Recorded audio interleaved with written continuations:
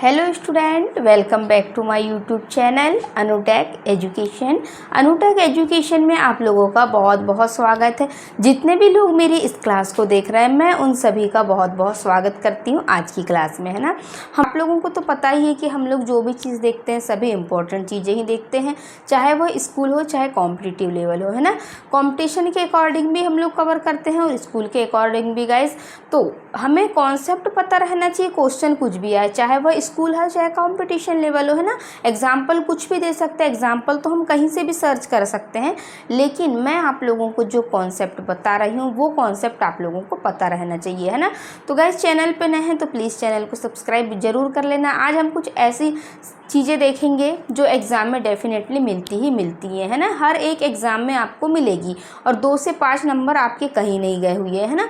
तो guys, time waste नहीं करूँगी मैं आप लोगों का ज़्यादा, लेकिन प्लीज़ चैनल को सब्सक्राइब जरूर कर लीजिएगा और बेल आइकन को ज़रूर प्रेस कर लीजिएगा और अपने दोस्तों तक भी इस क्लास को ज़रूर शेयर करिए। लाइक, शेयर और कमेंट और सब्सक्राइब जरूर करिएगा। जो भी चीज़ में आपको डाउट है तो प्लीज़ मुझे कमेंट करके ज़रूर बताइए, है ना। मैं आप लोगों को सारी चीज़ें प्रोवाइड करने की पूरी कोशिश करूंगी जो आप लोग चाहते हैं, ठीक है।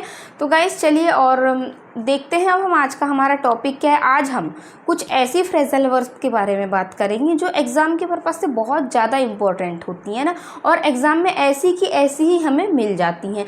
अब कौन सी फ्रेजल वर्ब है, चलिए देखते हैं। अभी प्रीवियस ईयर में एग्ज़ाम में जितने भी क्वेश्चंस पूछे हुए हैं, कम से कम 10 से 15 सालों के रिकॉर्ड में, मैं आप लोगों को वो सारे क्वेश्चंस भी सॉल्व करवाऊंगी, है ना, आगे। और देखेंगे हम बहुत इंटरेस्टिंग तरीके से फ्रेजल वर्ब को, कौन कौन सी फ्रेजल वर्ब हमारी रह गई हैं, है ना।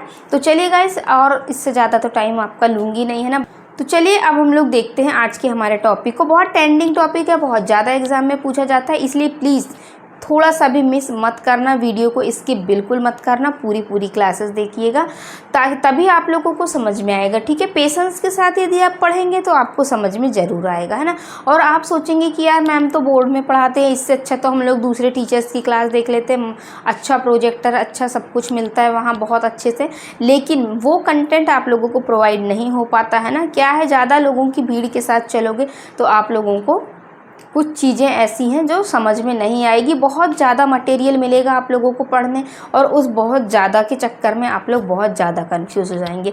और मैं आप लोगों को सिर्फ सेलेक्टेड और एग्ज़ाम की ही चीज़ें बताती हूँ, आप लोग तो जानते ही हैं ना।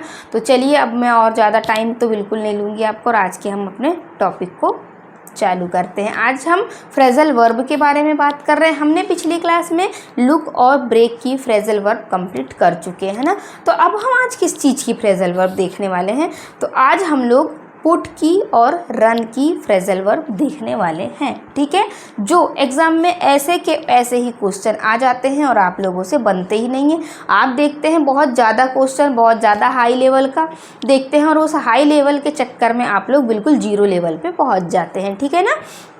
हर चीज़ अच्छा देखने के चक्कर में बहुत सारे एग्जाम्पल मिलेंगे, बहुत सारी फ्रेजल वर्ब मिलेंगी, ये सोचते हैं आप लोग, और चलते हैं बहुत से लोगों की भीड़ में जहाँ बहुत से लोग देख रहे होते हैं, और उस भीड़ में आप खुद ही गुम हो जाते हैं कि आप पढ़ना क्या है ना। तो गाइस, मैं आप लोगों को शुरुआत से ही बता रही हूँ, A to Z चीज़ें बता रही हूँ। मेरा काम है आपको जीरो से एडवांस तक लेके जाना। मैं हर एक छोटी से छोटी चीज़ें बताती हूँ आप लोगों को जो आती हैं, और एकदम हिंदी में बताती हूँ। आपको पता ही, हम इंग्लिश तो पढ़ते हैं लेकिन एकदम हिंदी की तरह पढ़ते हैं ना। तो चलिए देखते हैं आज हम रन और पुट की फ्रेजल वर्ब कि आखिर ये क्वेश्चन कैसे आते हैं इसके एग्ज़ाम में, ठीक है। तो हम देखेंगे गाइस, हमारे पास पहला क्वेश्चन लिखा हुआ है। क्वेश्चन तो नहीं है, पहले मैं आप लोगों को फ्रेजल वर्ब बताती हूँ, उसके नीचे आप लोगों को क्वेश्चन बताती हूँ, ओके। देखेंगे हम लोग रन अक्रॉस। रन अक्रॉस का मतलब होता क्या है, फाइंड और मीट अनएक्सेप्टेड, ठीक है। मतलब ऐसी चीज़ मिल जाना, हमें कुछ और ढूंढ रहे हैं और कुछ और मिल जाना, है ना। और ऐसी चीज़ मिल जाना जिसका हमने कभी एक्सेप्ट ही नहीं किया, बिल्कुल अनएक्सेप्टेड चीज़ है ना। अब एकदम हमें उम्मीद ही नहीं थी और वो चीज़ का मिल जाना अचानक से, तो उसके लिए हम लोग रन अक्रॉस फ्रेजल वर्ब का प्रयोग करते हैं। तो देखते हैं कैसे क्वेश्चन आया है इसका, है ना। तो आई रैन across some old photos while I was cleaning my house, ठीक है। क्या कह रहा है क्वेश्चन में कि ये ऐसा दिया रहेगा हमें, तो आई दिया रहेगा, यहाँ ब्लैंक दिया रहेगा, some old photos while I was cleaning my house, ठीक है।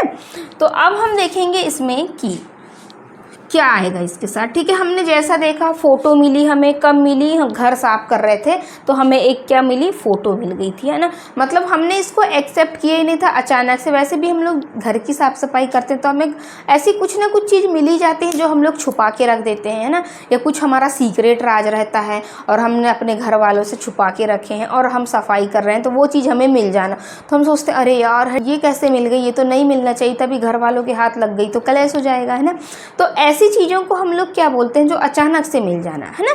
या हम कहीं जा रहे हैं और हमारा एक दोस्त हमें अचानक से मिल जाता है जो वर्षों पुराना था, बहुत दिनों से हमने देखा ही नहीं था उसको, है ना, तो वो अचानक से मिल गया, है ना। तो उसके साथ भी हम लोग रन अक्रॉस फ्रेजल वर्ब का प्रयोग करेंगे, ठीक है। और हम रास्ते से जा रहे हैं और एक हमारा इंग्लिश टीचर है, बहुत दिनों से हमें मिला नहीं, कम से कम 20-25 सालों से मिला नहीं है और हमने तो उम्मीद ही छोड़ दी थी कि हम उससे कभी मिल पाएंगे, है ना।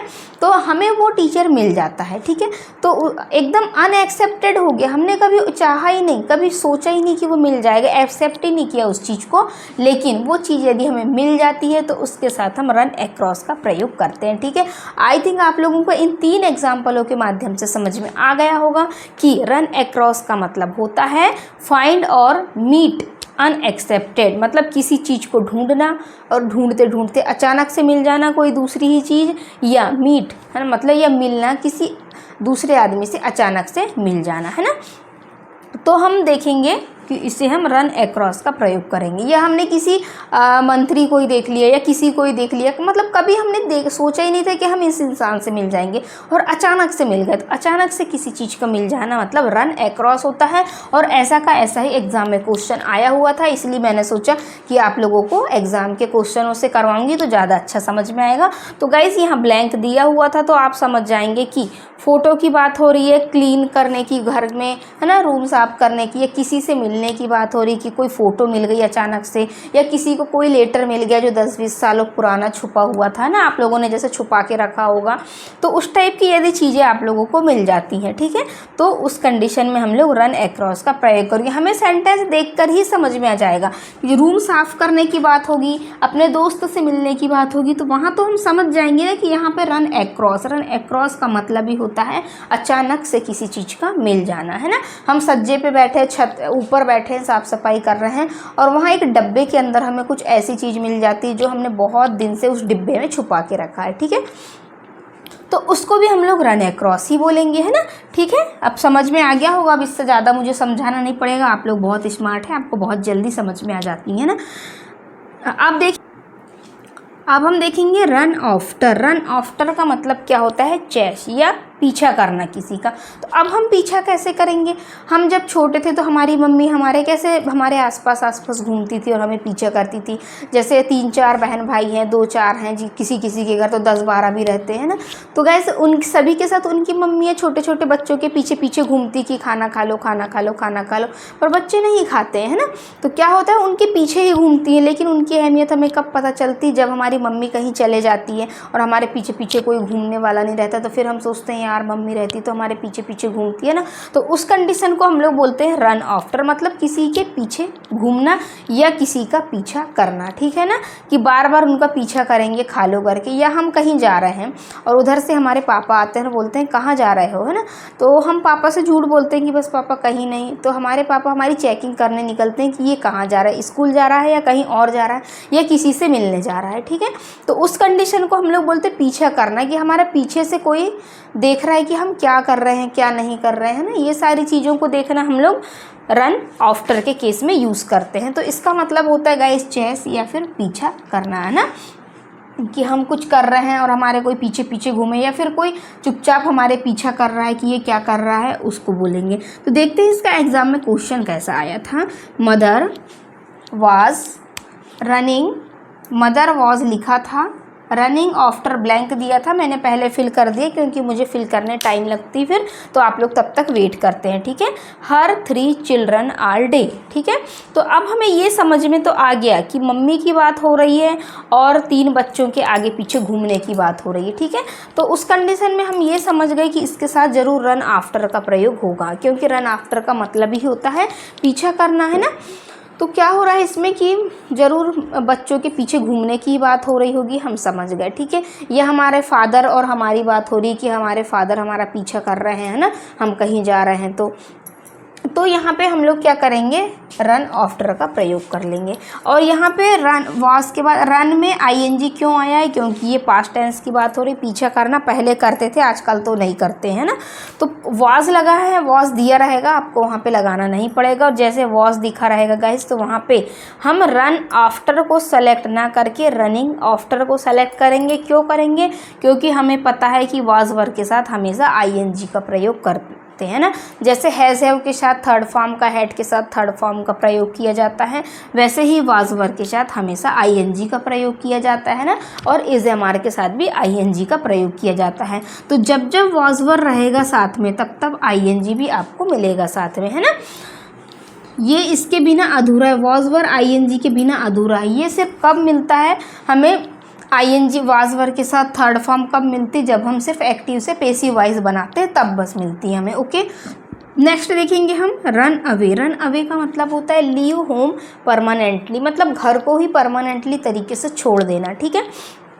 तो किन किन कंडीशनों में हम लोग घर को परमानेंटली छोड़ते हैं, वो उस कंडीशन में छोड़ते हैं जब हमारे मम्मी पापा हमें घर से निकाल देते हैं या डांट देते हैं या लड़ाई झगड़ा हो जाता है किसी के साथ, तो उस कंडीशन में हम लोग घर को छोड़ देते हैं, है ना। और ऐसे छोड़ते हैं कि परमानेंटली छोड़ देते हैं, किसी बच्चे को डांटे। आजकल का ट्रेंडिंग टॉपिक यही चल रहा है कि बच्चों को डांटा, लड़कों को खास तौर पे यदि घर के लोगों ने डांटा पेरेंट्स ने, वो सीधा घर ही छोड़ के चले जाते हैं। तो जो उस घर छोड़ के चले जाने की जब बात होगी, तो उस कंडीशन में हम लोग रन अवे का प्रयोग करेंगे। इसका मतलब ही होता है लीव होम परमानेंटली, ठीक है। इसका एग्जाम में ऐसा क्वेश्चन आया था कि, देखते हैं, द चाइल्ड ब्लैंक दिया था बिकॉज हर पेरेंट्स बीट्स हर, ठीक है। मतलब किसी ने, पेरेंट्स ने किसी को डांटा या मारा, है ना। किसी के पेरेंट्स ने किसको, चाइल्ड, बच्चों को, है ना। तो वो क्या करें, उन्हें रन अवे, मतलब बच्चे छोड़ के ही भाग गए। तो इससे हमें समझ में आ जाएगा पेरेंट्स की बात हो रही है, डांटने मारने की बात हो रही है, ठीक है ना। तो उस कंडीशन में हम लोग क्या करेंगे कि रन अवे का प्रयोग करेंगे। रन अवे का मतलब ही होता है भाग जाना। तो किसी भी बच्चे को डांट पड़ी, उसके पेरेंट्स ने डांटा मारा, जो भी किया होगा पता नहीं, तो क्या हुआ कि वो रन अवे करके भाग गया, घर ही छोड़ के भाग गया वो, है ना। तो ये थी हमारी 3 फ्रेजल वर्ब जो बहुत ज़्यादा इम्पोर्टेंट थी और ऐसी की ऐसी ही आप लोगों को एग्जाम में मिल जाती हैं, ठीक है। रन अक्रॉस मतलब फाइंड और मीट अनएक्सपेक्टेड, किसी से अचानक से मिल जाना। रन आफ्टर मतलब पीछा करना, है ना, कि किसी का पीछा करना, कि हमारी मम्मी जैसे हमारा पीछा करती हैं। रन आफ्टर का मतलब रन अवे का मतलब होता है लीव होम परमानेंटली, मतलब घर छोड़ के चले जाना हमेशा हमेशा के लिए, ठीक है। अब हम और आगे की देखते हैं फ्रेजल वर्ब।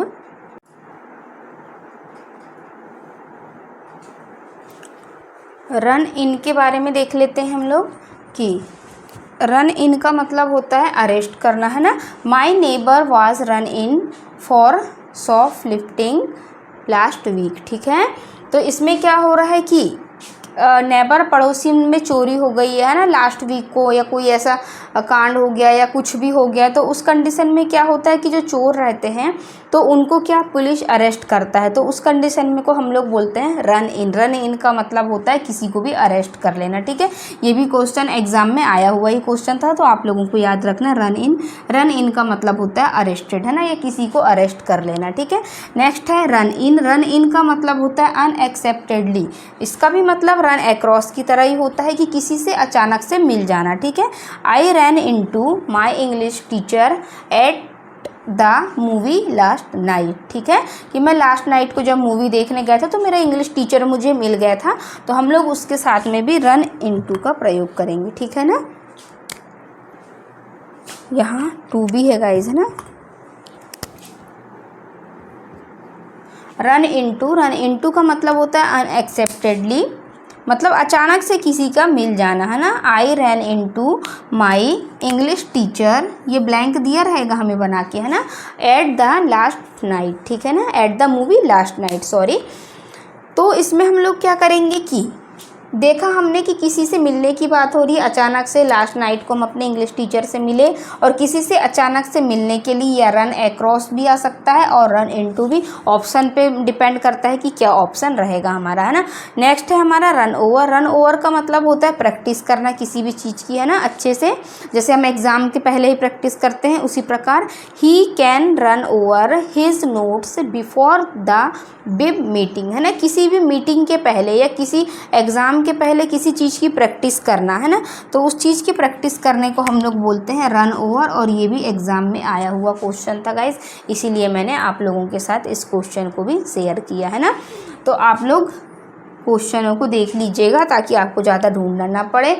और आज की क्लास आप लोगों को आई होप पसंद आई होगी, है ना। थोड़ा पेशेंस के साथ देखिएगा और समझने की कोशिश कीजिएगा, क्योंकि डिफ़िकल्ट लगता है इन फ्रेजल वर्ब को समझना, लेकिन पढ़ना तो पड़ेगा हमें, है ना। थोड़ी सी टफ पड़ती हैं ये, लेकिन यदि आप उनका हिंदी मीनिंग याद रखेंगे तो आपको बहुत जल्दी याद हो जाएंगी, है ना। और एग्ज़ाम में ऐसे ही क्वेश्चन आते हैं जनरली, तो हम समझ जाएंगे 2 से 5 नंबर के लगभग पूछे जाते हैं ये क्वेश्चन, है ना। तो ठीक है गाइस, मिलते हैं अब अगली क्लास में, है ना। आज की क्लास आपको पसंद आई होगी, और यदि चैनल पे नए हैं तो प्लीज़ चैनल को सब्सक्राइब जरूर कर लेना। Thanks for watching this video. तब तक के लिए ओके बाय। देखते